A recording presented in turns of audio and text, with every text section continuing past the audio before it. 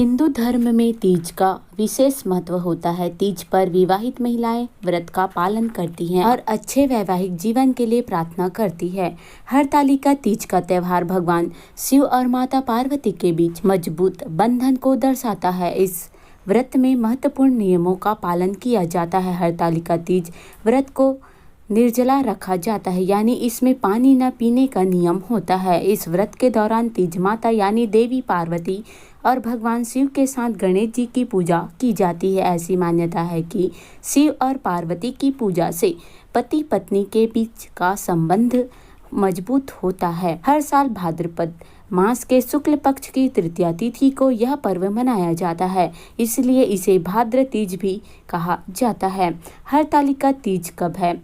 हरतालिका तीज हर साल हरतालिका तीज भाद्रपद महीने के शुक्ल पक्ष की तृतीया तिथि को मनाई जाती है। हिंदू पंचांग के अनुसार साल 2024 में यह तिथि 5 सितंबर 2024 को दोपहर 12:21 पर शुरू होगी और 6 सितंबर 2024 को दोपहर 3:01 पर इसकी समाप्ति होगी। इस व्रत को करने से भगवान शिव और माता पार्वती का आशीर्वाद प्राप्त होता है और जीवन की बाधाओं को दूर करने में मदद मिलती है।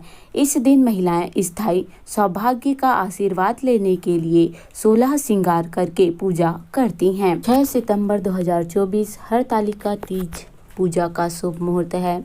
ब्रह्म मुहूर्त प्रातः 4:30 से प्रातः 5:16 तक।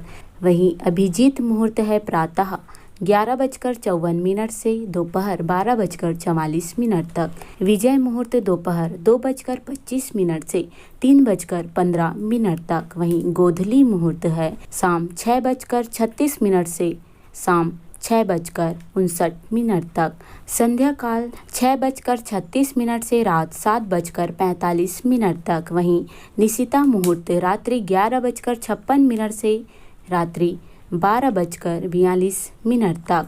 रवि योग सुबह 9:25 से अगले दिन सुबह 6:02 तक रहेगा। हरतालिका तीज का महत्व है। हरतालिका शब्द में हरत का अर्थ अपहरण और तालिका का मतलब है सखी। इस प्रकार हरतालिका शब्द की उत्पत्ति हुई है। हरतालिका तीज का व्रत अखंड सौभाग्य की कामना के साथ रखा जाता है ताकि पति की लंबी उम्र हो, वह स्वस्थ रहे और वैवाहिक जीवन सुखी हो। इसके अलावा इस व्रत को अविवाहित युवतियां भी कर सकती हैं जो मनचाहा वर प्राप्त करना चाहती हैं। हरतालिका तीज की पूजा सुबह स्नान करके अच्छे कपड़े पहनने के बाद की जाती है।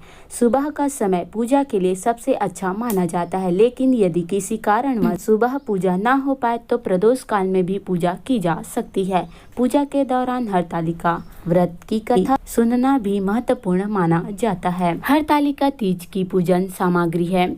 हरतालिका तीज के लिए विशेष सामग्री एकत्रित की जाती है। इसके लिए हरतालिका तीज पूजा थाली सजाई जाती है। पूजा सामग्री में सूखा नारियल, कलश, बेलपत्र, समी का पत्ता, केले का पत्ता, धतूरे का फल, घी, शहद, गुलाल, चंदन, मंजीर, कलावा, इत्र, 5 फल, सुपारी, अक्षत, धूप, दीप, कपूर, गंगा जल, दूर्वा और जनेऊ आदि शामिल करते हैं। इसके अलावा सुहाग की चीज़ों में बिंदी, सिंदूर, कुमकुम, मेहंदी, बिछिया, काजल, चूड़ी, कंघी, महावर आदि को शामिल करें। हरतालिका तीज व्रत विधि है। हरतालिका तीज में उपवास करने वाली महिलाएं श्री गणेश भगवान शिव और माता पार्वती की उपासना करें। पूजा के लिए सबसे पहले आप मिट्टी से श्री गणेश भगवान शिव और माता पार्वती की प्रतिमा बनाएं। भगवान गणेश की प्रतिमा पर तिलक करके दूर्वा अर्पित करें। इसके बाद भगवान शिव को फूल, बेलपत्र, समीपत्र और माता पार्वती को श्रृंगार का सामान चढ़ाएं।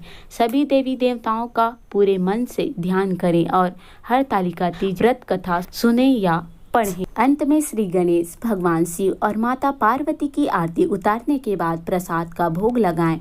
हरतालिका तीज व्रत के नियम क्या है? हरतालिका तीज के दौरान व्रतने वाली महिलाओं को पूरे दिन अन्न और जल ग्रहण किए बिना रहना पड़ता है। उपवास तभी सफल माना जाता है जब इसे पूरी श्रद्धा से किया जाए।